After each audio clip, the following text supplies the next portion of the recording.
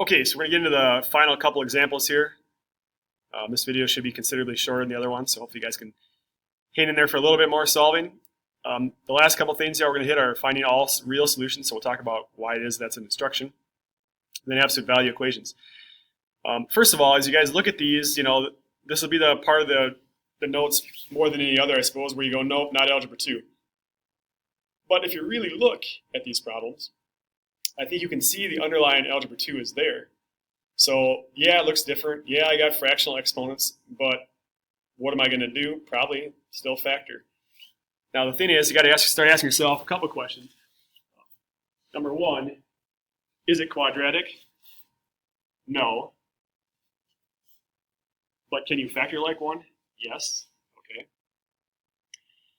If you think about what it looks like, what it's similar to in my mind is, what if they weren't fractional exponents? And then let's take it down another notch. What if we didn't have a fourth power? How would you factor this?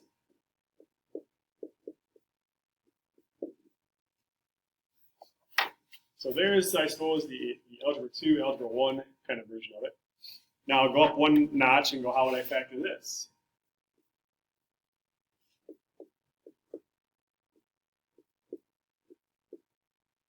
If your first term is the fourth power and your middle term is squared, you know that in your factors, both the first terms have to be squared. I'll multiply that out, and you've got the original. Now what happens to change here a little bit is as you go from problem to problem, the way you're going to solve is going to be a little bit different. If it was this one, I would just set each of my factors equal to 0 and a little bit of algebra 1, and I would be done. If it was this one, I would still set them equal to 0, and instead of having to just quickly solve, what I would have to do is square root. I mean, that's definitely part of the problem. Sorry, hang on for a second while I get all that stuff back together.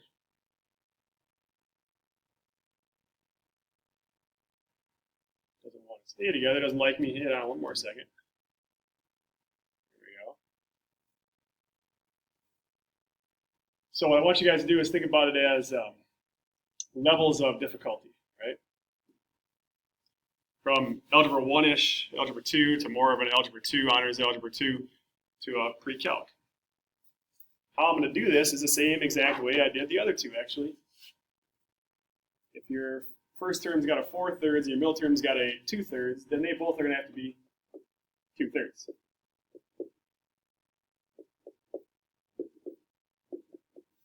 What'll be different for sure is what happens now with the solving. This part we did do in algebra 2, not the factoring aspect of it. We definitely did the solving like this. And so I would still set my factors equal to 0. That's not really a different idea. But when I set my factors equal to 0, then the idea is how am I going to solve. Now what I'm going to do actually is skip the part of setting them equal to 0. And I'm going to go right to that. Now if you guys flash back to algebra 2, we definitely talked about how you eliminate fractional exponents. You raise both sides to the reciprocal exponent. So now I have to take that up to the 3/2.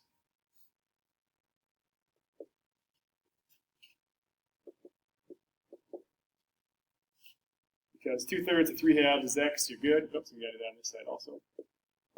And then the idea of evaluating 4 to the 3/2. Remember how the 3/2 works? The bottom x is the root, the top x is the exponent, even though technically the whole thing's an exponent. So I'd be doing square root of 4. Now also, you just took the square root in the process of solving. So the square root of 4, in the solving step, is plus and minus 2, and then cube it, plus and minus 8. And over here, when you do 3/2, you just took the square root of 1 plus and minus 1, and then cubed. So that'll be plus and minus 1. So when you in the process of solving an equation, when you raise each side to a even root, you just took a square root, or it could be a fourth root, or whatever. That creates plus and minus situation. So compare that to the first two. The solving's, the part that's definitely quite a bit different, wrapped into a factoring problem. But if you think about the overlying idea, ultimately it's not a whole lot different than just doing this. Yeah, the solving at the end is a little bit different. But if you can do this one, you should be able to do that one. And the same thing goes for this next one. Is you kind of look at it and go, well, okay, does not look like an algebra 2 problem to me.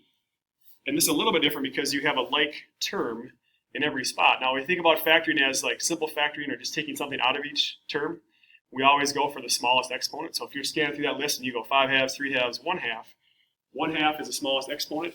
It should be factored out. As far as it being factored out, I'm talking about everything in parentheses.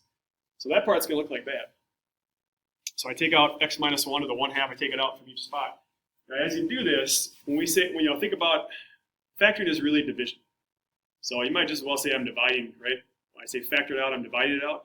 And now use your rules of exponents. When you divide like bases, you subtract the exponents.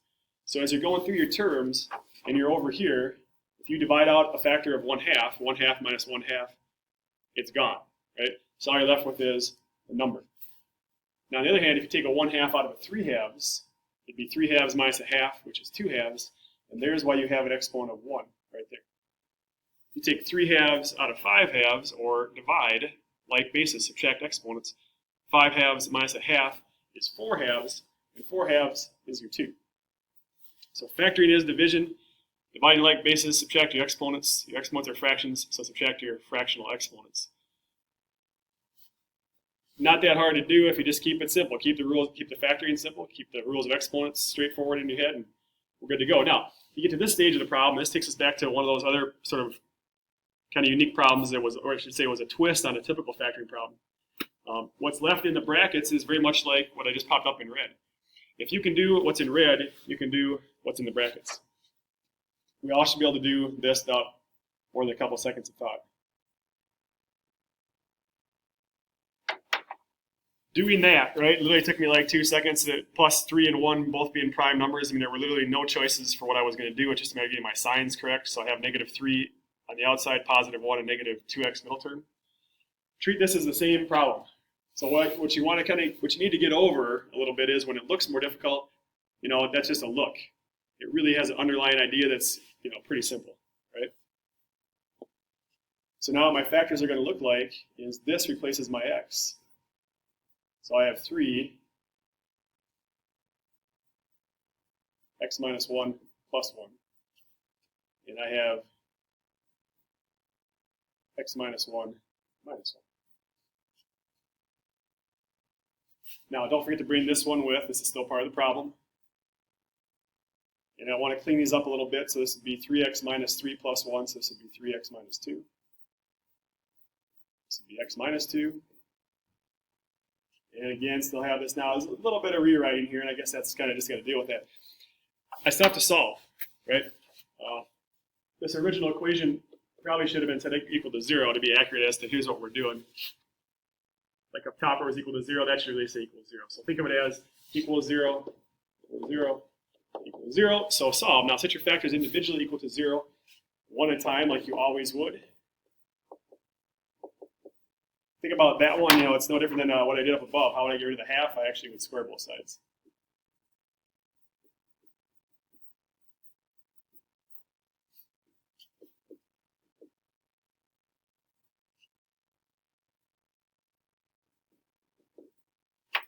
Now, one last thing on this problem. It's got a lot going on, but if you go back to the original problem, the exponents are roots. They're square roots.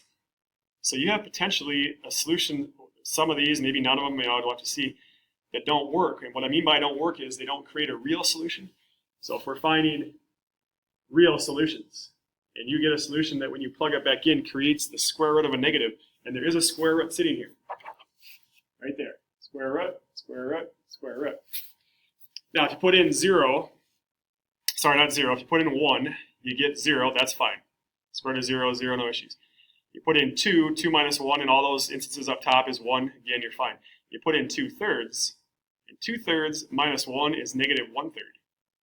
You can't take the square root of a negative and get a real solution, which means that one's out.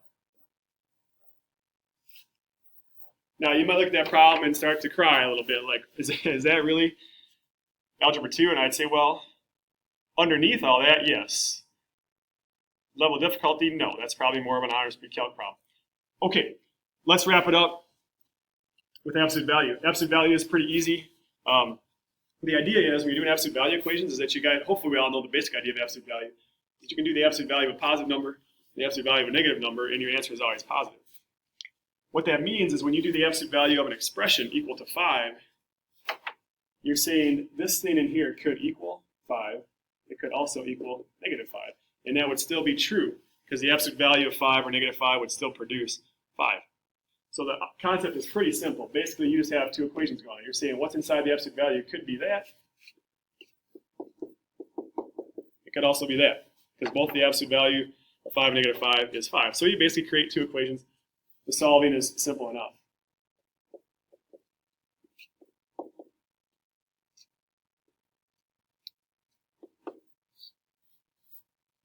Now, also the idea of work, right? I mean, that's plenty. You write down the original equation, you can do the solving in your head. So I added 1 at 6 divided by 2. I added 1 at -4 divided by 2. Done. The last one is the one that's got a little bit more to discuss in terms of the way you do this correctly. Order of operations, what's legitimate, what's not legitimate. First of all, my first question for you guys would be, can you distribute it to an absolute value? And if you were about to do that, like you were about to go -4, I'm going to put it inside the absolute value symbol. The answer to that question is no. It's not a parenthesis grouping symbol where I can distribute, so that's out. Other things to consider here that are no-nos is order of operational kind of stuff. So if you're someone who said, well, what I was going to do then was do this and divide by 4 and keep going, that's a no-no. Because what you did is out of the order of operations. Order of operations doesn't say you subtract first, right? And actually, that way it isn't even legitimate in terms of getting through the problem. What we need to do, basically, is treat this like a root. You need to isolate the variable, get it by itself, the absolute value alone, then you can set up your two equations. So getting it alone is some algebra 1. You need to get it down to here. So in terms of order of operations, I'm going to subtract 8, which is -12, then divide by -4, and I get 3. Okay, well, once you're to that point, then it's easy enough. You're good to go. So 2x minus 1 could equal 3. 2x minus 1 could also equal -3. I'm going to dot this because I want the video to be done here. So, but early on, there's some easy ways to make mistakes. You try to distribute, you go 8 minus 4, you do things out of order, and just think of it as an algebra problem. Get the absolute value by itself and then go from there. Okay, we're going to call it good on the second video, and that should be more than enough to keep you guys busy today.